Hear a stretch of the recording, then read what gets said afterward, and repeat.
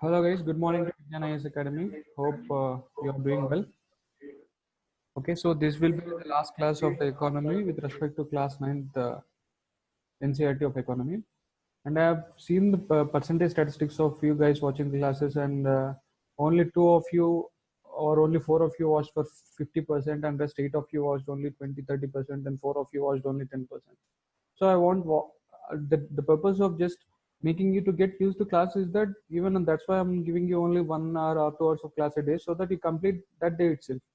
And taking a lot of efforts and making the slides with all the current statistics, I want you to revise on the same day so that you can read one chapter of NCERT and one lecture, and you can finish it up that day. Like this, step by step, you should be able to complete the whole syllabus. Even we are uploading daily Hindu newspapers, so every day you should cultivate that habit of reading Hindu newspaper that day. Then followed by you should read that particular chapter from NCERTs, and then you should see that lecture from the online lectures. So it's of no use just uploading the lectures. Why? Because you can't just at one time sit with all those lectures. And since I've told you this, we are speaking about socio-economic demographics, and we are speaking about a lot of schemes, and that you can't remember at once. Where every day you have to get adjusted to your to that vocabulary in economy or the terms in economy, so that every day by listening to some videos, it will be for you in the long-term memory. All right. So just try to complete all those economy lectures 100%. So by today we'll be completing class 9th NCERT. Then by tomorrow evening there will be a 50 MCQ test on this, or 25 MCQ test on this class 9. So you have to take that test. Followed by, then from Monday we'll be starting class 10th NCERT of economy, and by next weekend we'll be completing class 10th as well as class 11th economy NCERTs. Followed by the following week the polity classes, then current affairs classes and history class also will be joined, and they'll be started and they'll be uploaded in the same website. All right, so we'll move on to the session, and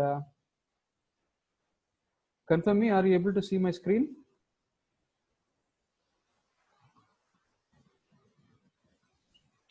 Yes, sir. Okay.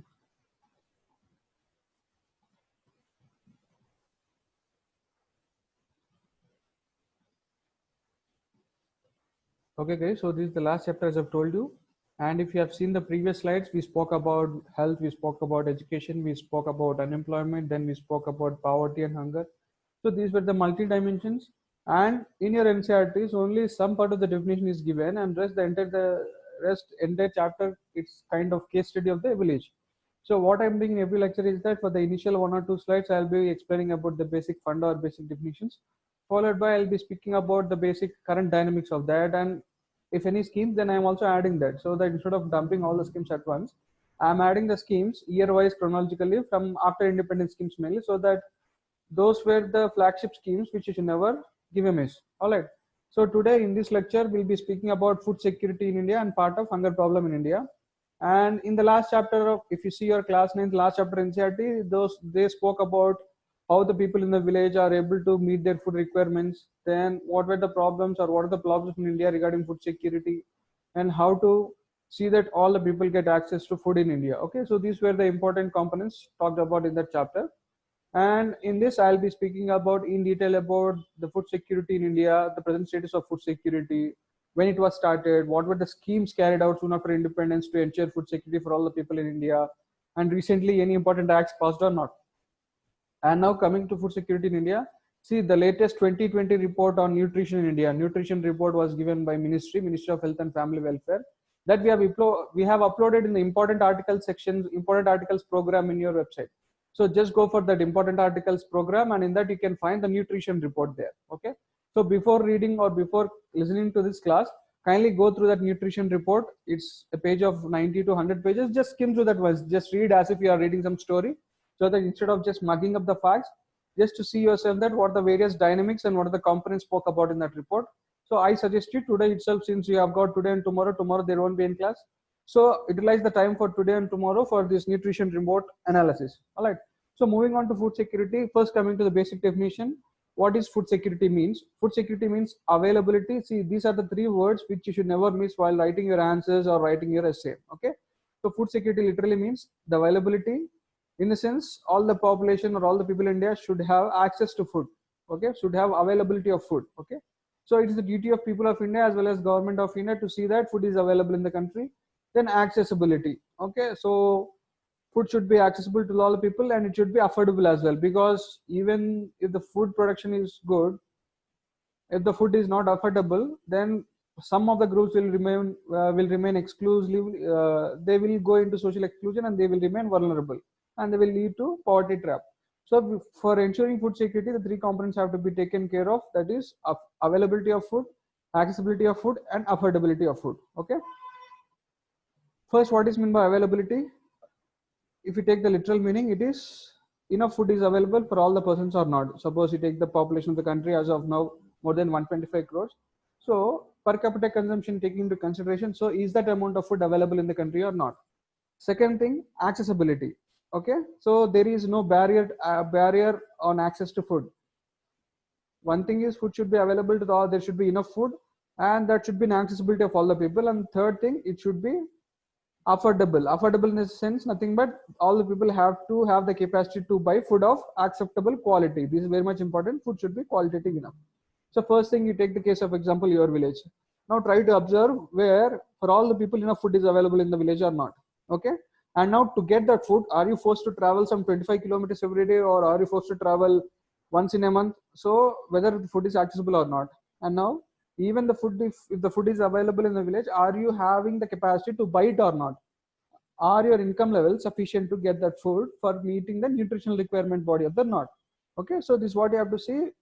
Food security is nothing but to see that the food is available, accessible, and affordable to all people. Okay, so this is coming to the basic intro or the basic definition of what exactly is meant by food security. This is what you should remember. Okay, soon if you see the word food security, this is what you should get in your mind. All right, now we'll move on to why there was a need for this food security program, or why there was a need to talk about food security. Initially, if you look at before independence, then there were many disasters, floods, then there were natural calamities as well as human diseases like plague and all. So one such biggest disaster man-made in India was famine of Bengal in 1943. Okay, why? Because Bengal, being a coastal region, was often exposed to various calamities. Okay, that may be natural calamities or man-made calamities. So around in 1943, around 30 lakh people have died. This is a huge number if you compare the statistics of 1943. This is a very huge number. And the worst part is that 30 lakh people died in 1943 just because of famine. All right. So that was the important event in Indian history, where from that day onwards, government gave it a thought to ensure that food security has to be there for all people every time. Okay. And now how food security is expressed. I mean, what is the way of expression of food security is nothing but hunger. The level of hunger in the country indicates indirectly the need of the amount of food security in India. All right. So food security is indicated by the hunger amount prevailing in the society. It's not hunger. Hunger is not just a cause of, I mean, hunger is not just an expression of poverty. That is, people who are poor, mostly they are the people who will be suffering with hunger. But even hunger brings about poverty. It's like consequence as well as cause itself. All right, so the attainment of food security, first thing, to attain food security completely, first we should ensure that no people suffer from hunger. Okay, again, in hunger we have something like chronic hunger and seasonal hunger, where chronic hunger is nothing but since people are into poverty trap, they don't have enough income level to buy food and they lies in the same state, that is known as chronic hunger. And now coming to the chronic hunger is also expressed in terms of malnutrition of kids. If you take certain age criteria of kids, they will be either underweight or under height, likewise. Okay, so even this chronic hunger also consists of dimensions of undernourishment as well as. So to ensure food security, we have to eliminate hunger, and not only the chronic hunger or seasonal hunger, we have to ensure that future hunger needs will also be taken care of. That is, we have to come at an estimate where out of all the estimates, we have to assess ourselves how many of more people may get into poverty and what is the amount of food required to make those people to come out of hunger by making sure that food is available to those people all the times. Okay, so this is about the main event which led to giving a serious thought about food security in India and how it is expressed. It is expressed in the form of hunger or poverty. All right, so confirm me, I'm audible and my screen is visible, right?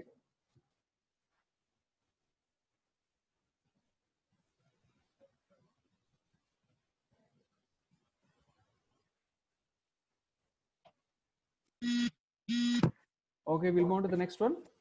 We have seen the definition of food security and when was it taken seriously.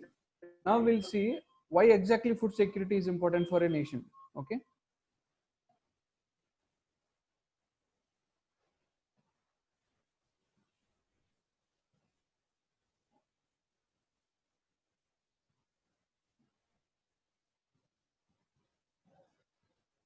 Okay. So why exactly food security is important for a nation? We'll see the points, and these are the important bullets which you can use. Okay, these are the important bullets which you can use in writing your answers or essay. All right. So first point, why food security is important. First thing, for boosting the agriculture sector. You may get confused by seeing these points. Okay. Suppose whatever the measures you are taking in agriculture sector are not giving you good amount of results. Then to boost agriculture sector, there should be one strong reason, that is food security. Unless and until you boost your agriculture sector production, you can't ensure food security. Okay. So it's also one of the reason for boosting your agriculture sector. All right. Next, for having a control on food prices, this is very much again important. So food security is all nothing but affordability of food. One of the important dimension is that food should be affordable all the time. Okay. And now you can't make the food affordable to everybody unless and until you control the food prices. Okay. So food security is also important so that food becomes affordable to all, so that everybody would be able to buy the food and meet the daily nourishment requirements. So that's also one of the reasons. And now one more thing, for economic growth and job creation leading to poverty reduction. As I've told you, hunger is one form of expression of food security, for which the major cause is poverty, right? Okay. Along with that, unless and until you ensure the food security, people won't be brought out of poverty trap.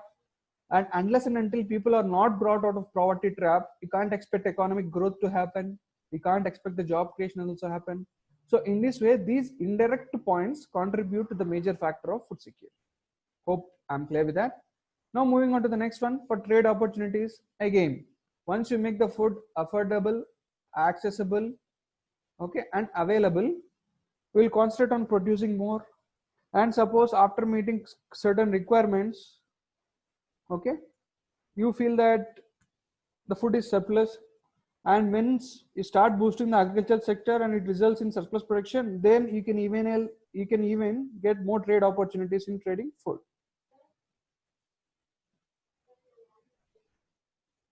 Okay, is it okay now? Okay, for trade opportunities also. Now coming to next important point, for increased global security and stability. As I'm telling you, this is not about only, regarding the Indian scenario. Even if you take a piecemeal approach in India, or you can take it a comprehensive way, once you ensure food security, then indirectly your economy becomes more stable. Why? Because only when you ensure food security, people will be brought out of poverty, and this in a way increases even the economic stability of a country, thereby when production will increase, again relating the same to economic growth. Okay, so concentrating on food security indirectly gives a stability to economy as well. Why? Because more people will be out of hunger, more people will be out of poverty, and thereby you can make them productive and they contribute something to economic production. All right. Now first, next important point, for improved health and healthcare. It's also again important. Unless and until the people in the country are very much nourished in the right way, you can't expect the health improvement of the people. And the health is most of the time related to the food what you take. Okay. So unless and until food security is ensured, the health of the people can't be guaranteed. Okay. So that's why food security is important for a nation based upon all these factors. And these are the important 6 points which you should remember all the time. Hope I am clear with this.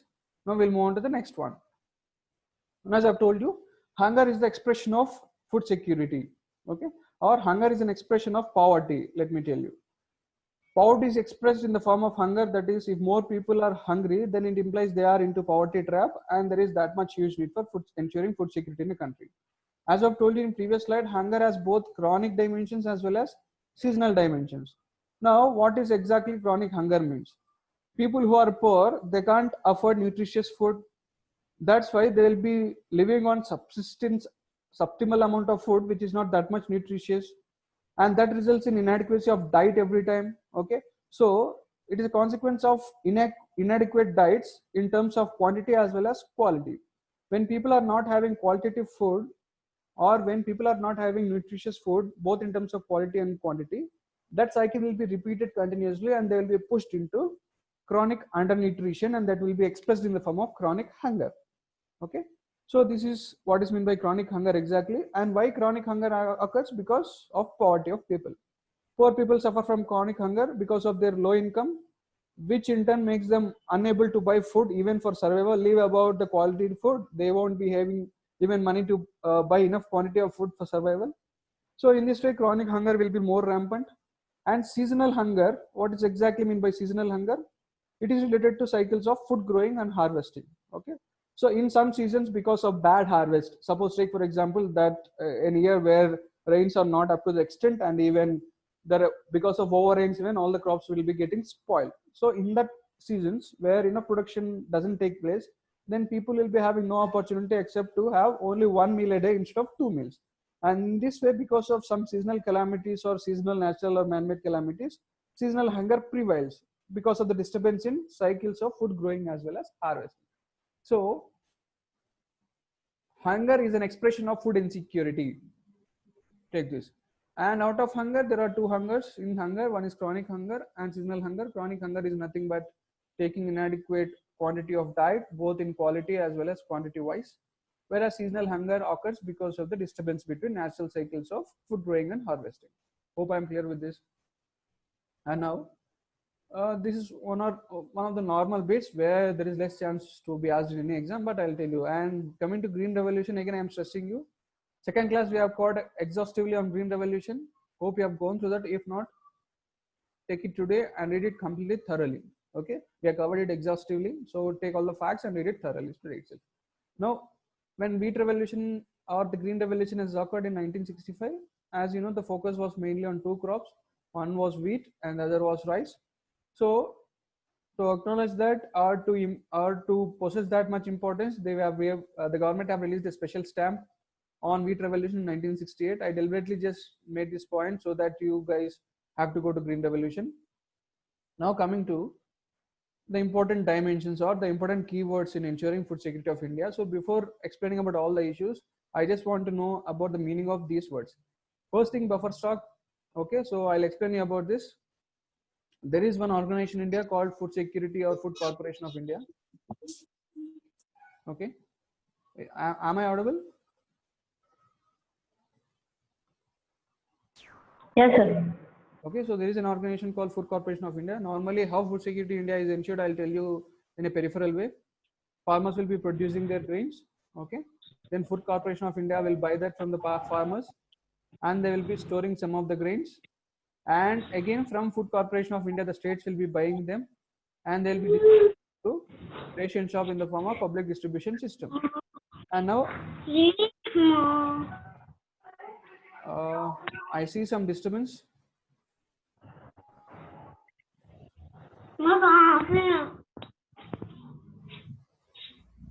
Hold on, guys. I'll just mute.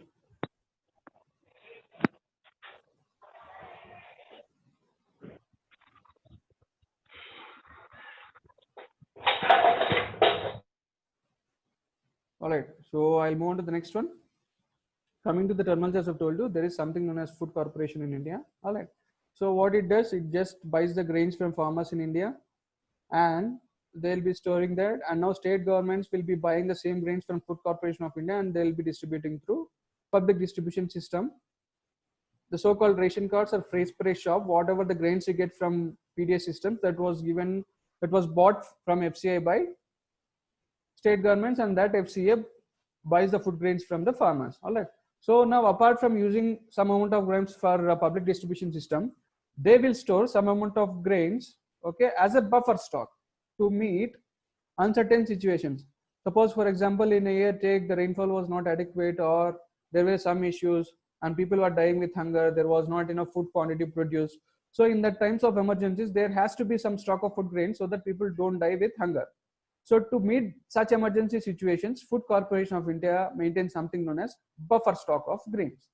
Okay, so this is the word meaning for that, buffer stock. As I told you, Food Corporation of India, and in the further following slides, I'll be telling you about the statutory provisions in it, how it was established and when it was established. All right. Now coming to one more important term which you should take care of, that is minimum support price, which is known as MSP. Coming to previous questions on that, okay, who declares MSP? I mean, we have something known as Ministry of Agriculture, okay, Ministry of Agriculture and Farmers Welfare, okay.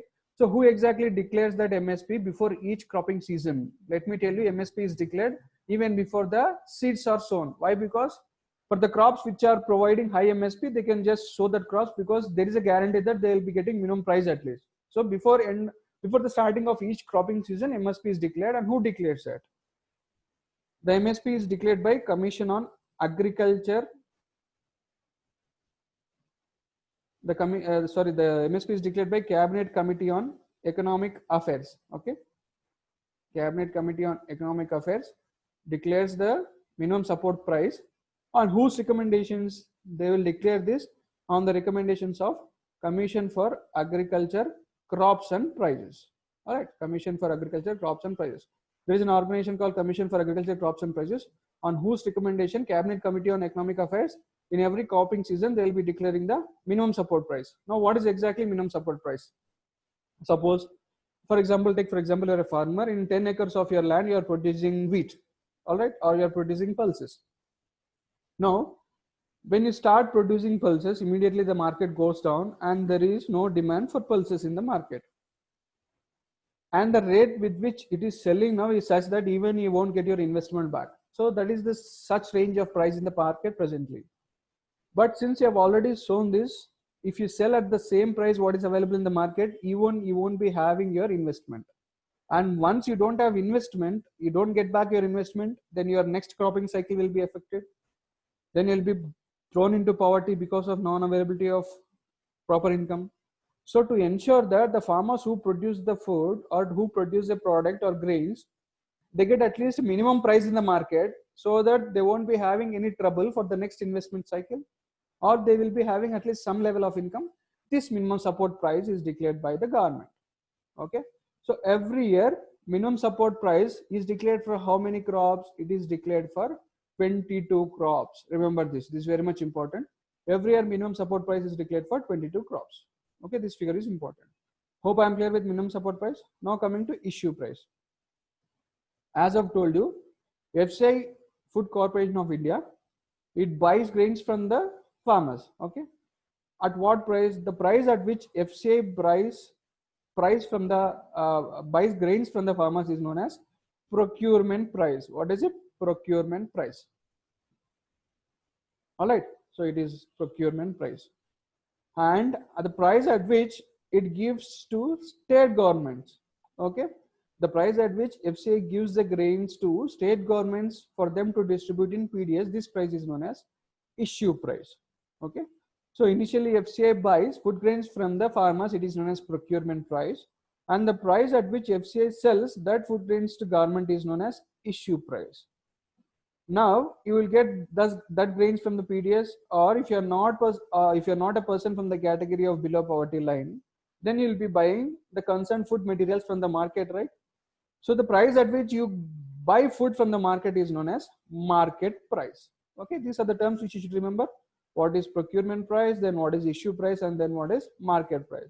Then what is MSP? It is declared for 22 crops and it is declared by Cabinet Committee on Economic Affairs on the recommendations of Cabinet Committee, Commission on Agriculture, Costs and Prices. And every year before every cropping cycle, government declares the MSP for all the 22 food products. Hope I am clear with this. Now we'll move on to the next slide. Now coming to system of PDS. What is PDS? Public distribution system. And if you are from a village, then you should be aware of this, because there will be something known as, some call it as ration cards, or some call it as fair price cards, or some call it as BPL cards. No matter what the name they call, so you should be aware of this. So to ensure food security in India, first thing we have to make food affordable, right? And that can be done. Food can be made affordable only when either in two ways, whether government is able to restrict that food products in the market, or whether it is giving food products in subsidy. See, it would be very tough for the government because to restrict the price of the goods in the market. Why? Because most of the food products or grains will be linked to market price. So government can't just restrict that market price because it involves a lot of economic transactions. So the government can't do that. So what instead it can do to make the food affordable to all people, it can go for distribution of food grains by giving subsidy to people. Yeah. So what it can do, it can give subsidy to people, okay, to make the food affordable, and that can be done through the system of PDS. Is it okay now? System of PDS, we can, the government can make the food affordable to people. All right. Now we'll see the mechanisms, or we'll see just why it was started. First thing, food security was started because of Great Bengal famine of 1943. That's I've told you previously. Now we'll see how many fair price shops are there, or is there any criteria, then what is the quantity of food given to people through these fair price shops. All right. As I've told you, food will be procured. At what price? Procurement price. Okay, food will be procured by FCI, and it is distributed through government regulated ration shops among the poorer sections of the society. And to define who are these poorer sections of the society, government has come up with many regulations. I'll tell you in the next slide. Okay, and this is the process of, that is, procuring of the food by FCI and giving it to state governments, and state governments distributing through government regulated shops. And this is known as public distribution system. As I've told you, in states, some states that is called as ration shops. In the states, they may be called as fair price shops. All right. Now, this process of rationing or giving ration to India, people in India started way back in 1940s. As I've told you, against the backdrop of Bengal famine, mainly in the year 1943, because of around 30 lakh people death. Okay. So, along with that, even though initially it was started with that reason, but coming to mid 1970s, as reported by NSSO, there was very high incidence of poverty. So food intervention program was mainly done to even to tackle the poverty levels.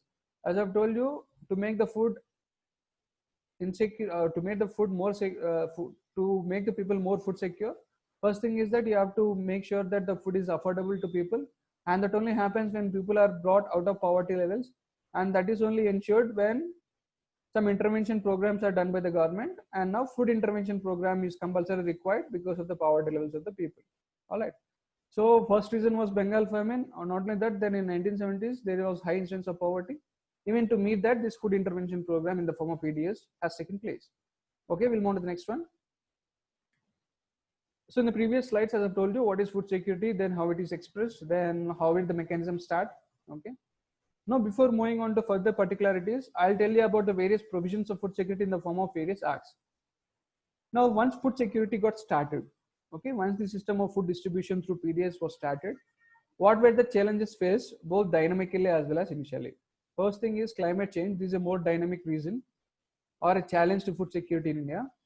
Because of high temperatures, as I've told you, around 58 to 60% of the population are still dependent on agriculture for their economic source in India, and out of which most of the farmers are, or most of the farming system is in India is rainfall dependent. That is, with no proper irrigation facilities, only farmers look up to clouds for rains, and only if rains are proper in that year, then the farming will be in good way. So when this percentage of population is still depending upon this much conventional method of farming, so obviously unreliable rainfall makes the farming very difficult. And once the farming gets difficult, then the food production goes slow. When the food production goes slow, one thing is that adequate amount of food won't be there. At the same time, poverty levels get increased. Again, there will be a cycle of poverty trap along with hunger trap. Okay, along with hunger trap. Now, what is hunger trap? As I've told you in previous slides about poverty trap. Okay, just replace the economic growth dimension by food available dimension, and once you add that, then you can see the cycle of hunger trap yourself. Okay, so in a way, climate change affects these many people, and climate change not only impacts crop. Okay, it not only crops that's affected in India. If you see agriculture, apart from the livelihood, then animal rearing is also one of the most major livelihoods of Indian people. So the climate change affects not only important crops but also livestock, and in livestock particularly forestry, fisheries, aquaculture. These can cause even a great social and economic consequences. One thing is that people's incomes gets reduced, then their livelihoods get washed away. Then once production is not there, even the trade of food products won't be there. Once trade of food products is not there, then people who even have the money to buy, they won't be buying the products at market price. And in turn, when people are ultimately not left with qualitative food, they will be having adverse health impacts. So this is how a single point of climate change can have these many consequences in the society. That's why climate change was a and is still a major dynamic challenge to ensure food security in India. We'll move to the next dimension, lack of access to remote areas. Take for the example, there is some areas known as fifth schedule areas and sixth schedule areas in India, like Manipur, Mizoram, Tripura, and Meghalaya, where most of the communities are tribal communities there. First thing, for any farmer, the land is very much important. But coming to these tribal areas, the habitation of tribal areas is in difficult terrains where the leveling of land will be there, and once leveling of land is not there, then farming becomes very difficult. And the practice of subsistence farming, just to go for to have the food for that bare minimum sustenance, has significantly led to economic backwardness. And suppose take for example, if that year food production is not there, first thing, because of high terrain, they were not having proper agriculture farming practices, and previous agriculture practices were able to meet only their basic needs. And with that basic farming, they won't be having any surplus income. And suppose for 1 year, if the agriculture fails, they won't be having income as well as they won't be having crops. And in this way, lack of access of remote areas is one also of the most challenging factors of ensuring food security, not only in terms of food production, but in terms of accessibility of food. Because people who lives in tribal habitations, they don't have proper access to mainstream society where food or ration shops will be located. And that's also one of the main reasons which people don't have the ability or access to food. All right, now we'll move on to the next thing, increase in rural to urban migrations. And this was very much widely visible during the COVID-19 pandemic. All right, why? Because large proportion of informal workforce, what they'll do, that will lead to growth of slums. First thing, people, if you see the area of Mumbai, Dharavi and all, and this COVID-19 even has spread rampantly over there. Why? Because of the unplanned growth of slums, there won't be any basic health and sanitation. There won't be even housing. And once people don't have proper health and they won't have proper income, they won't be having even food security. That's why even food insecurity increases when people move to rural to urban migration. All right, so this is also one of the important factor. Now coming to overpopulation, there is one theory known as Malthus theory of population. Okay, Malthus theory of population. I'll tell you about in the next chapters. So we have to even calculate the rate at which Indian demography is increasing. That is, as I told you in previous slide, per year we are adding 17 to 20 million people every year. That is, every year in India, around 2 crore people are being added to the population. In total, our population now is around 126 crores. So imagine the amount of food required for 126 crores of population, and along with that, every year 2 crore of people will be adding to your population profiles. So overpopulation, as more people increases, definitely there will be challenge in producing food for them.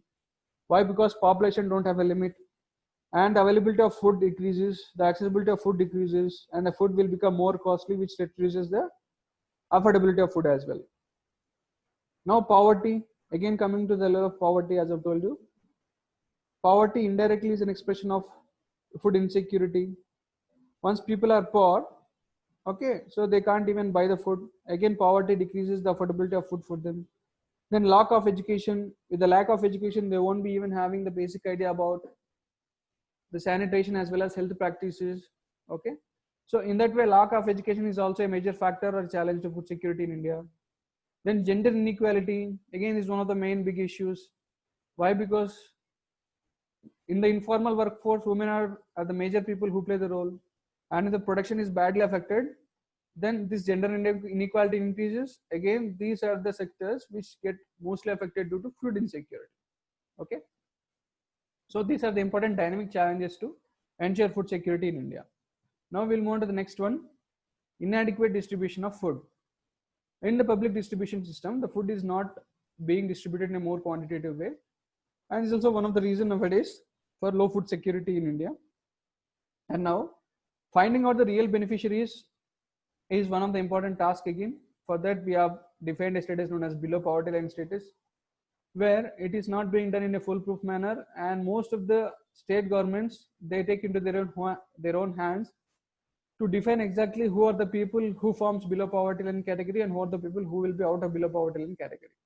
Okay, so even finding out the result or finding out the real beneficiary is also a big task, and this has led to many people being excluded and most of them not being included. So the concept of inclusion rises here. And now coming to biofuels. Why the growth of biofuel market has reduced the food security in India? Why? Because the biofuel market will be with reference to only some basic foods or some kind of foods which will be used for making biofuels.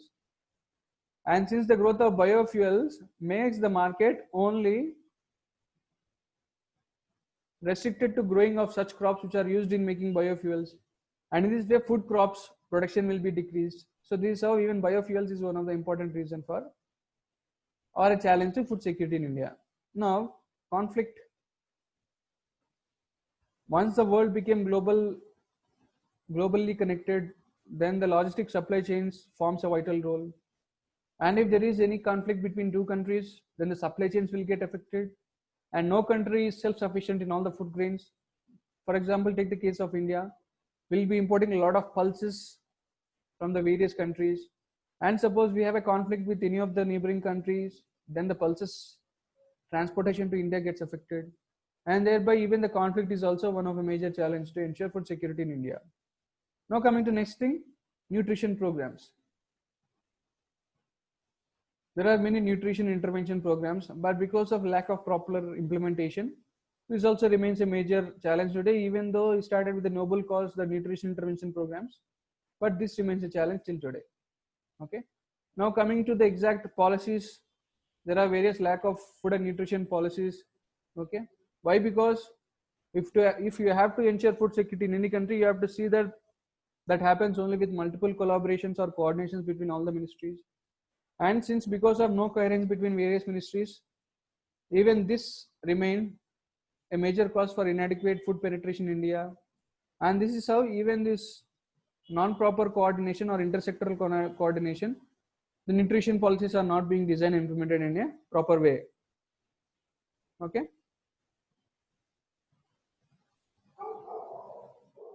Now we'll move on to the next point. Corruption is very much important. Also one of the major dynamic challenges to ensure food security in India. Why? Because of corruption, the food production gets, or there are various leakages in the PDS system. Sorry. Because of corruption, there is a leakage in food production systems. Is it okay now? Still breaking.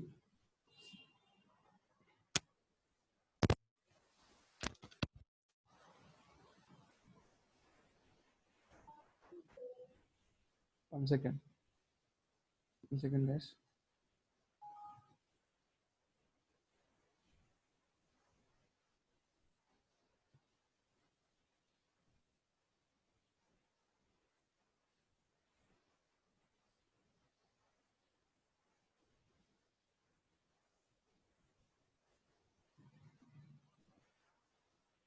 Is it okay now?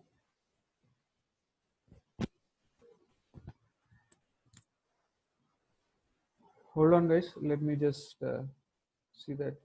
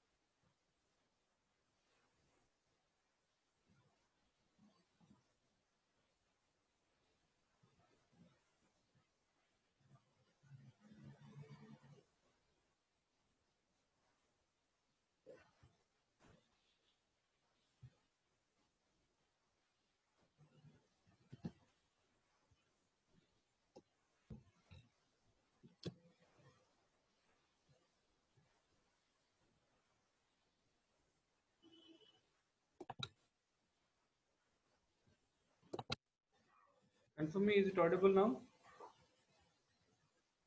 Okay.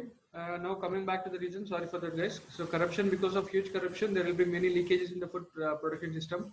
If you see the news, then you will often hear that the vehicles, instead of even though they are tracked with okay, the vehicles, even though they are tracked with GPS systems, there are still a lot of okay, there are still a lot of leakages going on because of corruption practices in various state governments. Why? Because ultimately this transportation rests with the state governments, and because of rampant corruption, even nowadays these leakages are happening in a big way. You take, for example, because of huge leakages, the states like Chhattisgarh or the states like Punjab, they are coming with many new initiatives like the painting of the transportation bags as well as fixing the vehicles with GPS system, so that vehicles, whenever they are moving with the carrying the footprints, they will be tracked online with the help of GPS.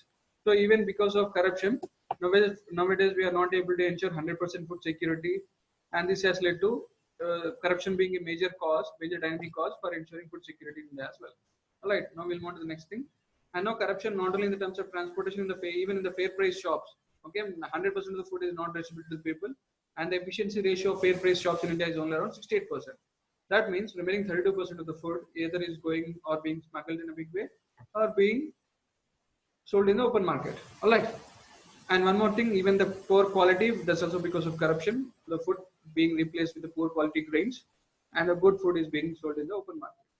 Now coming to the various measures taken by the government to ensure food security in India, starting with 1943. First thing I've told you, the main reason for ensuring food security in India was the Bengal famine. And after that, soon after the independence, then soon after, we can see the major reforms towards food security, starting after LPG reforms of 1990. That is liberalization, privatization, and globalization reforms after 1990. Then there were various measures to ensure food security in India. First thing, coming to public distribution system, as I've told you, it was up to 1992 carried out from 1943. Okay, so initially this was made universal because of high incidence of poverty in India. All the people were given the ration. Then now coming to revised PDS systems. Okay, revised public distribution systems. It started from March or April 1992. And here the food, and why? Because they start after 1992, because the incidence of poverty started to decline. As I've told you, coming back to 1990s level, when the Lakdawala committee was formed, the poor people is only around 27% of the population, or 27 to 13% of the population till 1993. Okay, so since this was a huge number, the PTA system was universal. Now coming to revised public distribution system, then from 1992, this system was restricted to only backward blocks, where each person was given 20 kg of rice. Now modifying that or making it more focused, then we have started target public distribution system in 1997. And this was mainly to poor and non-poor, both to poor and non-poor. Here, for each household, 35 kg of grains were given. Okay, 35 kg of grains for each household. Initially, it was given to persons. Now it shifted to households from the year 1997 in the form of target public distribution systems. Now coming to a program, Antyodaya Anna Yojana. Antyodaya Anna Yojana, this you can take it as 2002. Sorry for that. Antyodaya Anna Yojana was started in the year 2002, keeping in mind the needs of poorest of the poor. Okay, to poorest of the poor people, 35 kg of food grains were provided, out of which rice was charged 3 per kg and wheat was charged 2 per kg. This was the scheme of Antyodaya Anna Yojana. Then there is very much flagship or the most important act in food security, that is National Food Security Act 2013. It came into effect from 2013, where food was distributed to priority households, or what we call as people who are going to fair price shops, or people who hold ration cards or BPL cards. So we shifted to 2013 priority, so 2013 National Food Security Act. Okay, and here what we're doing, instead of households, what we are doing since 2013 is that we are providing 5 kg of food grains per person per month. Instead of the households, we are giving 5 kg per grain, 5 kg per month per person. All right. So out of 5 kg, we are giving wheat at rupees 2, then rice at rupees 3, then coarse grains at rupees 1 per kg. So in total, we are going to give in this manner. Now we'll move on to the next slide. Those were the important schemes carried out from 1990. Then coming to public distribution system, I've told you after 1943 it started, but later years it got strengthened. And now, as I've told you, there were several food intervention programs as well, but they were not being implemented properly because there were many hurdles for implementation. And out of which one of the important scheme, food intervention scheme, was Integrated Child Development Services, and this was introduced in 1975. Initially, it was done as a pilot project where it was solely restricted to the welfare of children. Then later it got strengthened, it got implemented in all India level. Alright. Now one more next food intervention program, that is Food for Work program. It was introduced in 1977-78, and most of the major features of this program was later shifted to NREGA 2005, that is Mahatma Gandhi National Rural Employment Guarantee Act, which was started in the year 2005. Alright. But initially in the year 1977 to 78, it was started with the name of Food for Work program. So these were the major food intervention programs in the area to ensure food security to all the population. We'll move on to the next one. Hope I'm clear with this. As I told you, National Food Security Act 2013 is very much important act. Now we'll see the various provisions in the act. Okay, under this act, what we are providing for people is food and nutritional security as well. So it takes the component of food into account, as well as not only that, takes into nutritional security component as well. To make the food at available prices, so that people who are not even having the basic income level, they also live a life with dignity. First thing, the basic thing is food for everyone. So the basic thing would be taken care of because of this act. Now under this act, 75% of the rural population and 50% of the urban population. Okay. So 75% of rural population, 50% of the urban population have been covered under in this act. There was also criticism that, so if it is implemented in 75% of rural population, then we ourselves are agreeing that 75% of the poor are in India, but whereas the poverty count in India, poverty ratio in India is hardly 21 to 22%. But when the poverty ratio is 21 to 22%, then why you are providing to 75% of the rural population? Then that means either this is, then that implies that either this is wrong or this is wrong. So that's what that was the criticism faced by the government. But we didn't care for that. Why? Because ultimately the food security was important for the nation, and it was implemented in 75% of the rural districts or rural population. Food security was given to 75%, and 50% of the urban population was also provided with the food security under National Food Security Act 2013. All right. Now we'll move on to the next one. So we have seen the various components of food security or the PDS, how the PDS system is, then what are the challenges food security. Now coming to negative effects of PDS, because every action there will be some amount of negative ill effects. So what are the negative effects of PDS? Why? Because if you are asked to write about the positive advantages of PDS, then you can write a lot of points. But coming to negative aspects of PDS, then these are the points which you should remember for a long time. Okay. First thing, being overcautious and being with too much storage of food grains. Why? Because I've told you, Food Security or Food Corporation of India buys the grains from the farmers, and they'll be giving to states at the issue price, and some amount of the foods will be stored as buffer stock. Now, what happened in recent years? First thing, the buffer stock was not used properly in times of need, and next thing, unnecessarily more number of grains were stored. And in this way, there was overstock of buffer, and that too, this buffer stock was stored in improper conditions. There were poor storage facilities. If I am not wrong, in last year papers you would have seen that there were around 300 crores amounts of grains eaten by rodents because of improper warehouses of FCI. This was very much shocking news. Imagine how come 300 crores rupees of grains would have been vanished just by the case of improper storage facilities. Okay, even this news was also because this was indirectly speaking about the rampant corruption levels at the Food Corporation of India. And why this is happening? Why? Because there is a nexus happening there, where even if it is not necessary, most amount of unnecessary food is being stored in the form of excessive buffer stock. Now, because of huge stock of buffer, the carrying capacity, the maintenance cost will increase, again, which is a unnecessary burden on the exchequer. Then poor grain quality was also observed, and keeping in mind the corruption at overstock of buffer levels, even the grain quality was also not given much importance anyway. Why? Because most of the grain was going to buffer stock. So there was a deterioration in grain quality. Then there was much pressure by leading producer states. Why? Because if you take, for example, the states like West Bengal, then the states like Andhra Pradesh, the states like Punjab, Haryana. If you see the case of West Bengal and Andhra Pradesh, most of the food or most of the grains it produced is mainly rice. Then if you take the case of Punjab and Haryana, it is wheat. Okay. So in spite of huge availability of buffer stocks, they are still producing the same crops, and they are pressurizing upon the government to store that grains excessively. So for storing that grains anyway, these people have to buy from the farmers, right? So they'll be giving even the minimum support price in a good quantity for these crops which are already available in plenty, and in turn they have to be procured by the FCI in a big way, and in turn they have to be even stored in a big way. Why? Because these states, these high producing states of this crop, are not moving into production of other types of crops. In a way, these are also one of the main causes of negative effects of PDS. Now coming to one more important aspect, diversion of land from production of coarse grains. If you see the staple food pattern of ancient people India from ancient times, rice and wheat turned as major staple food crops from the last 2 or 3 decades, or else previously it was mostly coarse grains.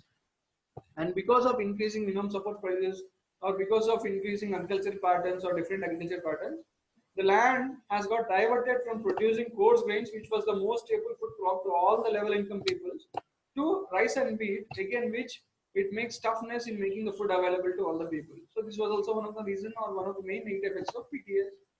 Now coming to one more important thing, as I've told you, most states are not able to move from routine crop production to another crops and see about the crops produced by them, rice, wheat or sugar cane, and these are majorly water intensive crops. That is, to produce 1 kg of rice, you need around 200 liters of water. And now see how much is the amount of rice produced by various states. And these are the water intensive crops. And because since these states are not able to shift to other types of crops, more water intensive crops are being produced, and this is indirectly leading to over exploitation of water resources. And if more water resources are overexploited, then indirectly that leads to deterioration in groundwater level or water table. So this is also one of the most negative effect of public distribution systems.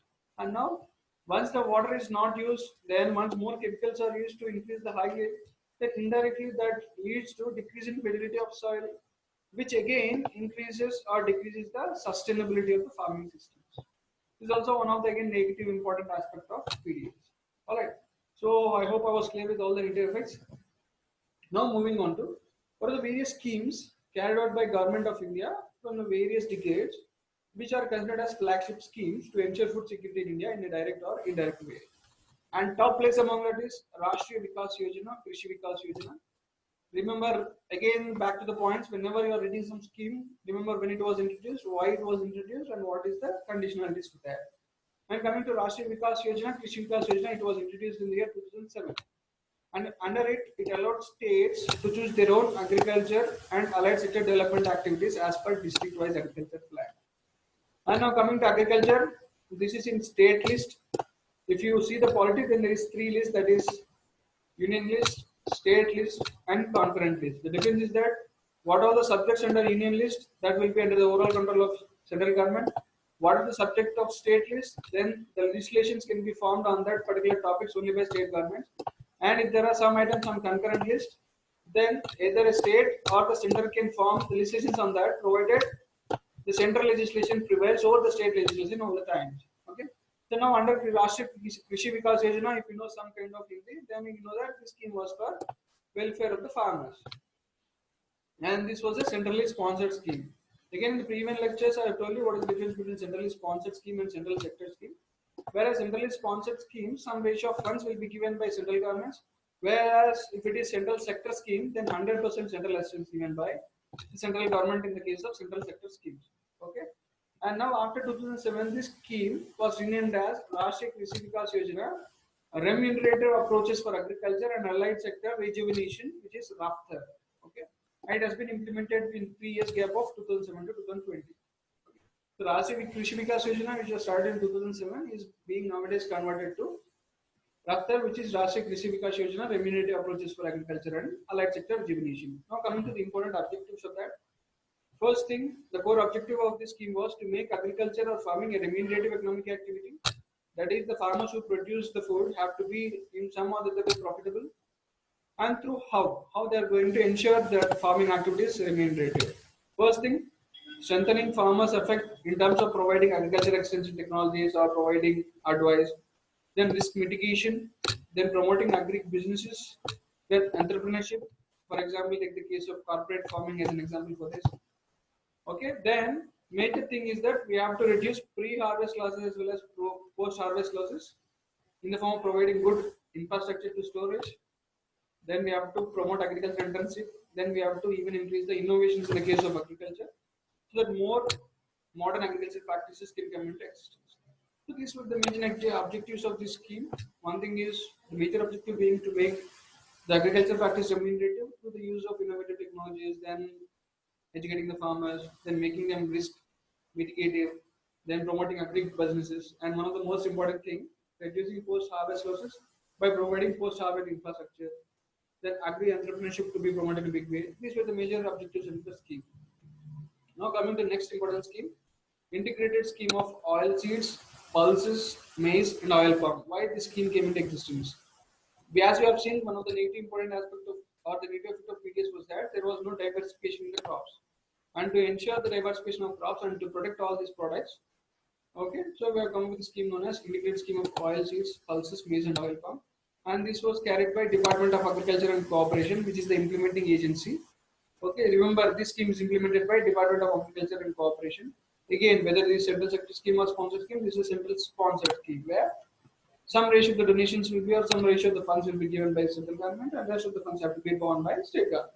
Okay. So for increasing production of oil seeds, pulses and maize and oil palm, we have come up with 3 different sub-programs in that.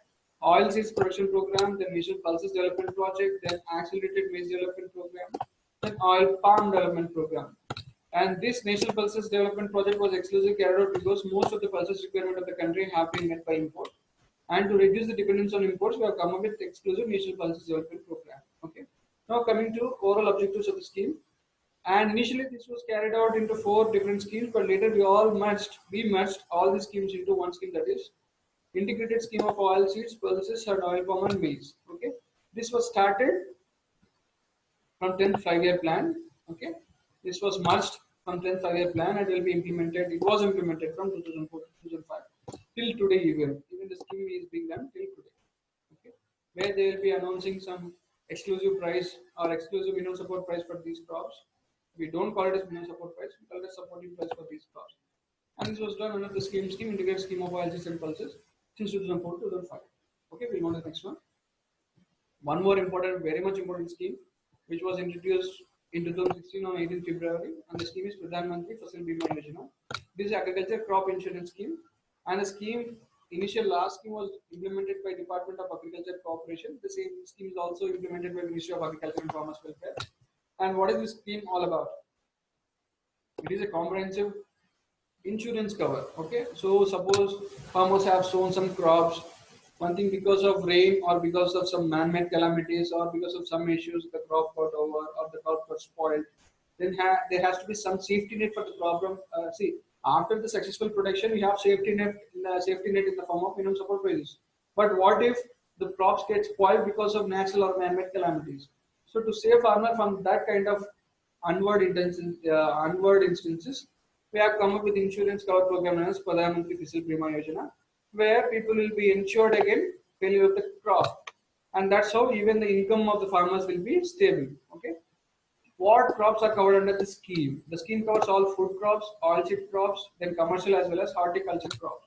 Horticulture is nothing but fruits and vegetables. Okay. And how is the data taken for this? The data is got from the General Crop Estimation Service, which is again carried by Department of Agriculture and Cooperation under Ministry of Agriculture and Farmers Welfare. Now coming to the premium under this, the prescribed premium by farmers is 2%. We have to 2% by farmers for all kharif crops, 1.5% of the premium for rabi crops. Then for horticulture crops, it's 5%, and rest of the premium will be borne by central government or state governments. You have to just remember the ratios. 2% of the premium have to be borne for kharif crops, then 1.5% for rabi crops, and for horticulture or commercial crops, it is like 5%. Remember this ratio and when it was introduced.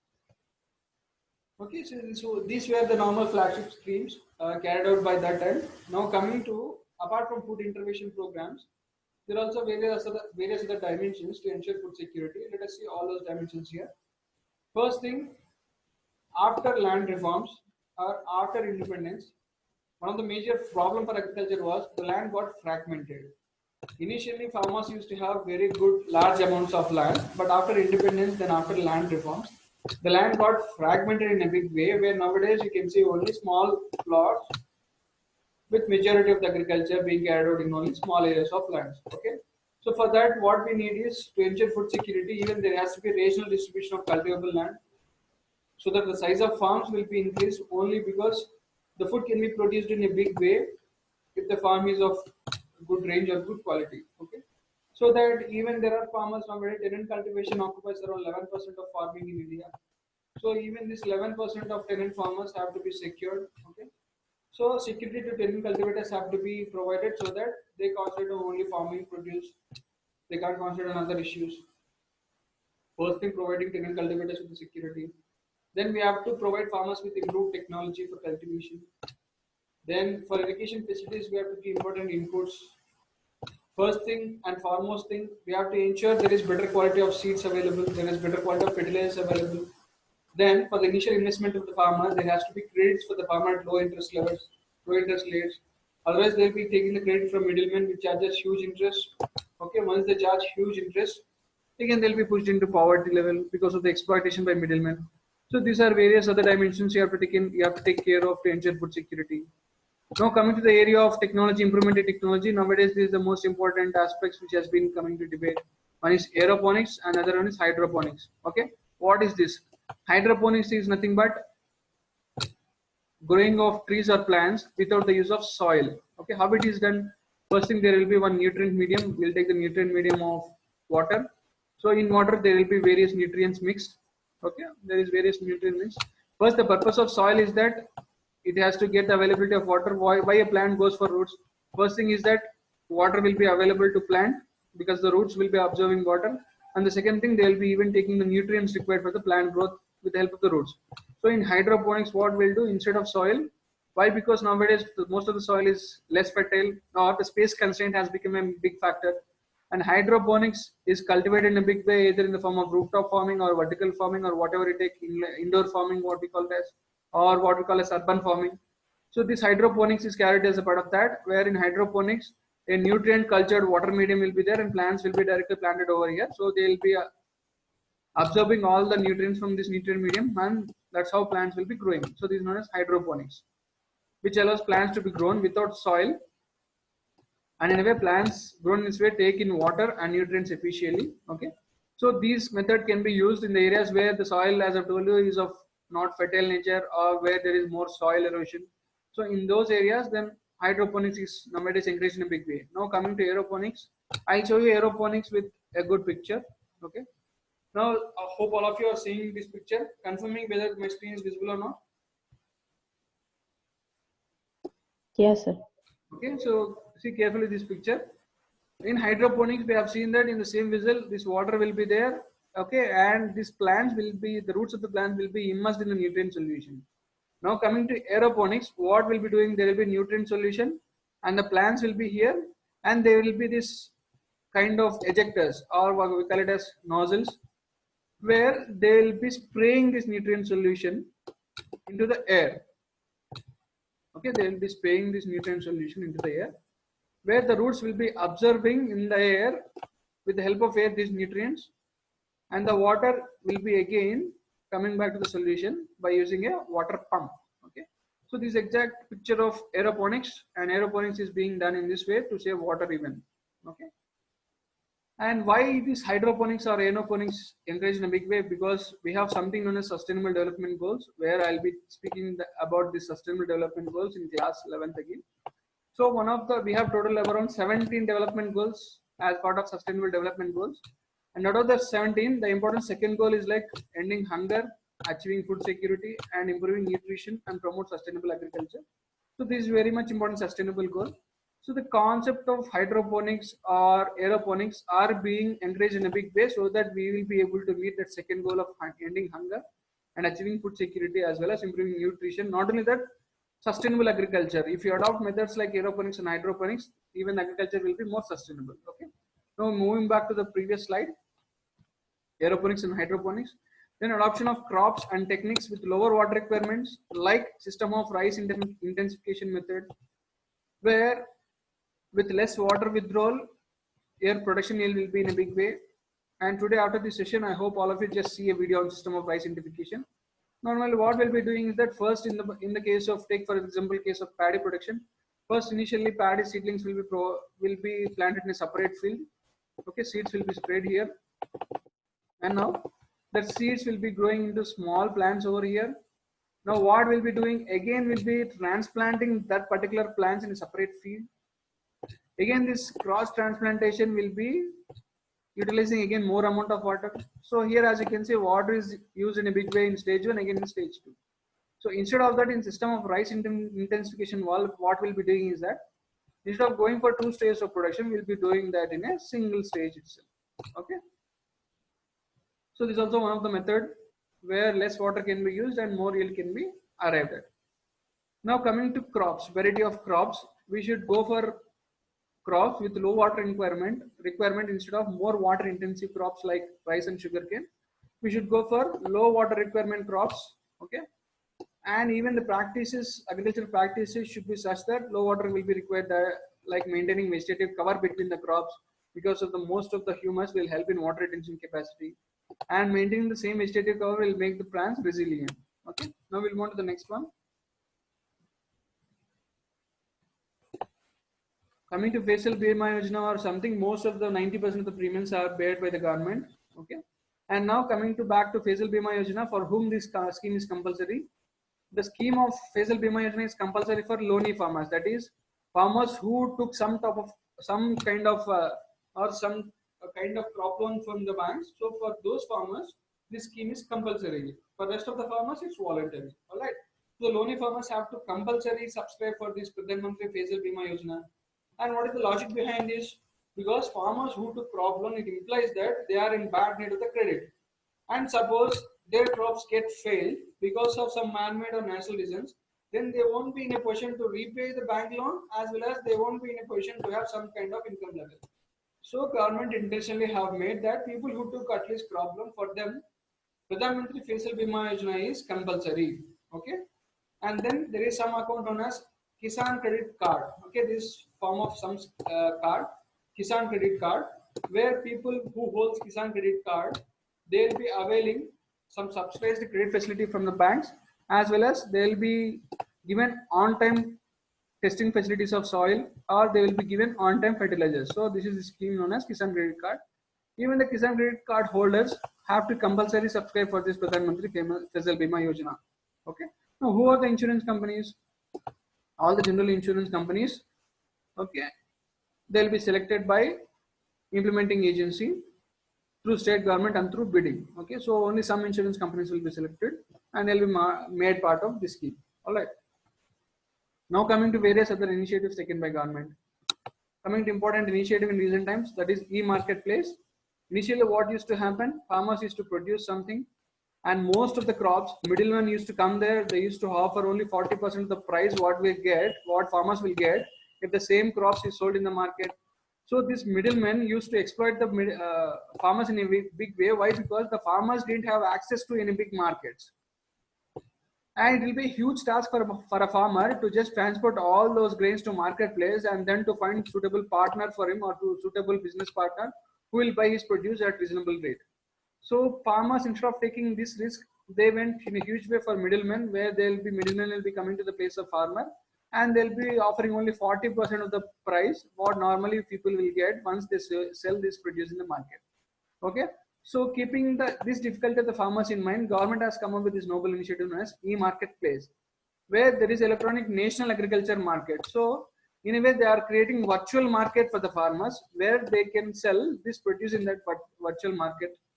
Okay, or a single e-marketplace. This will be connected to all regulated wholesale produce markets. There will be a pan-India portal which is known as National E-Agriculture (ENAM) or E-National Agriculture Market. In that market, all wholesale produce markets will be connected, and there in that portal, farmer can sell his produce. So this is known as e-marketplace. Now, massive irrigation and soil water harvesting programs. Why? Because most of the, as I've told you, most of people are still depending upon rainfall in a big way. And in spite of being provided irrigation facilities, they don't know how to manage that. So to encourage massive irrigation and soil harvesting program was also this thing gross irrigated because of the huge irrigation facilities. By 2017, improvement was noted. Why? Because the irrigated area initially it was restricted to 90 million hectares, but later it shifted to 103 million hectares. That too by 2017. All right. Now coming to important food intervention programs sector-wise. Midday meals, even though the major objective was of the midday meal program was two. One is providing the students with the food in a way that reduces even the school dropouts after the half session of the school. Okay. So introduction of midday meal schemes, which is a central sponsored scheme for the class of 1 to 8 students, between government and government aided, is also one way of ensuring food security to children at least. Now coming to Anganwadi system, this is very much important to provide ration to pregnant as well as lactating mothers. Why? Because these centers, these are called as multi-purpose centers, where children initially up to 6 years, because formal schooling starts for children under Sarva Shiksha Abhiyan if they come to the age of 6 to 14 years. And how about below 6 years? So Anganwadi centers are for the students in between the age group of 2 to 6 years. Okay, where the children will be given going to Anganwadi centers, where basic education will be taken care of, then their health screening also will be taken care of. At the same time, nutritious food will be provided to children in Anganwadi centers as done in the similar way in midday meal schools. Not only that, even in the Anganwadi centers, pregnant as well as lactating mothers will also be given nutritious food. Many of you might not be knowing this. Even the pregnant and as well as lactating mothers can get the food from the nearby Anganwadi centers. As I've told you, through public distribution system, anyway, we are giving subsidized food grain. Now coming to one more important aspect, food fortification. What is this food fortification? To know this, we should know about macronutrients and micronutrients. So nutritious food will be taken in the amount of number of macronutrients and micronutrients available in the food. So there will be many macronutrients like zinc and iron. So these are the main nutrient components. And food fortification is nothing but adding food with this macro and micronutrients. Okay, this is done even in midday meal programs as well nowadays. So food fortification is being done in a big way. If you see the menu of the midday meal scheme, which is provided with iron supplements now, as well as uh, providing the students with peanuts, then eggs. Okay, so people are providing with this nutritious food as part of food fortification program. Okay, now we'll move on to the next slide. Now till we have seen what are the major schemes taken by the government as well as what are the various food intervention programs at various stages. Now we'll see what are the international organizations or international organizations which involved in ensuring food security across the globe. First thing is Food and Agriculture Organization, and this organization you can even put under this the part of organizations of national and international importance as well, the syllabus of national and international importance. So FAO organization was established in the year 1945 as part of United Nations. So under United Nations you will have various organizations. So one of the strategic objectives of FAO is to eliminate hunger, to ensure food security or to remove food insecurity, and to remove food malnutrition. So these are three important objectives of FAO, and this was started in 1945. Okay, now coming to 1963, there is one important program launched, World Food Program. This is also one of the important UN agencies. Okay, so they will take, this is normally providing food to all the people, whereas World Food Program, it comes to hand in terms of food emergencies. The main objective of this also is to combat hunger, but in terms of food emergencies, World Food Program helps in a big way. Okay, now coming to one more important thing, International Fund for Agriculture Development. This is very much important organization. Even in prelims, this was asked 2 times. This was founded in the year 1977. And what are the objectives of this? Focus on rural poverty reduction, working with poor rural populations to eliminate poverty, hunger and malnutrition. So these are the important objectives of International Fund for Agriculture and Development, which was founded in 1977. Okay. Now again, same as Food and Agriculture Organization and World Food Program, is also important part of United Nations. And there was one important World Food Conference in 1974, and the objective of this was also providing nutritious food to all people and eliminating hunger and poverty. So as part of this program, this International Fund and Agriculture Development has come into existence. We'll go on to the next one. As I've told you, Sustainable Development 2, goal of Sustainable Development 2 is ending hunger, poverty and making agriculture sustainable. Now, apart from Sustainable Development Goals, there is one thing known as Millennium Development Goals as well. As I told you, this will be covered in detail in class 11. Okay. So even the goal 1 of Millennium Development is half of the population who suffer from hunger. By 2015, we have to reduce that amount to half. Suppose there are 100 crores who are suffering from hunger, then we have to see that we bring that to 50% by 2015. But unfortunately, this goal was not achieved Okay, the first Millennium Development Goal was not achieved. Okay, now we'll move on to the next one. Next important program, the United Nations Secretary General. Okay, this was the important program done by United Nations Secretary General, which was launched in the year 2012. Okay, which was launched in 2012. This is known as Zero Hunger Challenge, and this was launched as part of Rio Plus 20 World Conference on Sustainable Development. This you'll study as part of your environment syllabus. And Zero Hunger Challenge was brought by United Nations Secretary General as a part of this program. And this is a movement towards a world free of hunger within a generation. Within a generation, the main objective is this: we have to see one generation moving out of hunger. Okay. Now, as part of this, what are the various sub-objectives under the sub-objectives? Zero stunted children at the age of 2. These facts are very much important.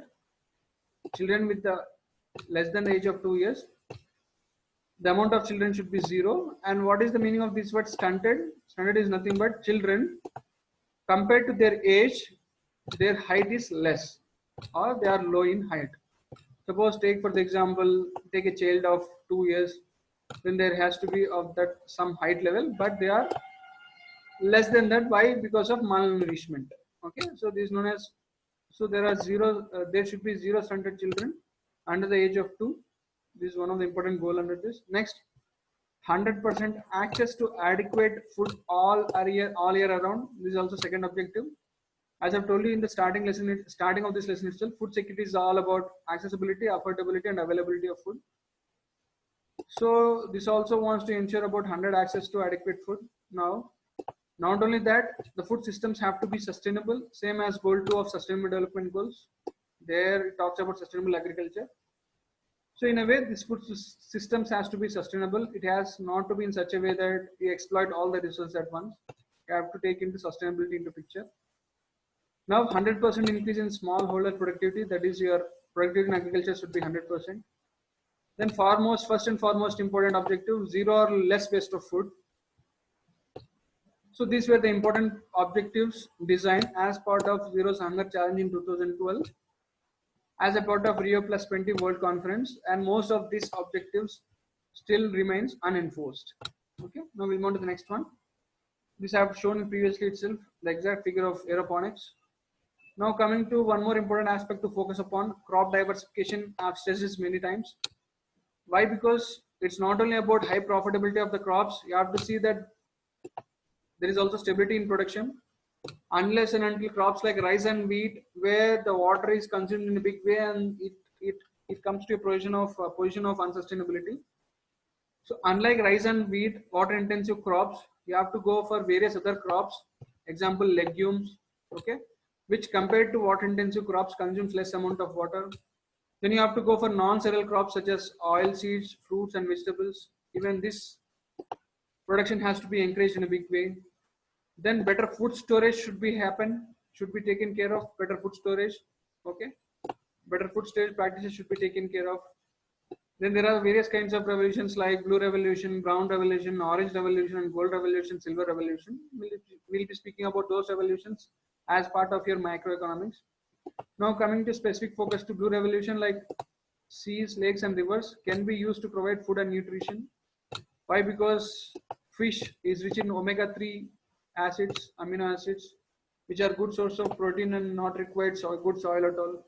So areas where there are no proper soil available or there is less fertile soil, you can go for blue revolution if provided water is available in a good way.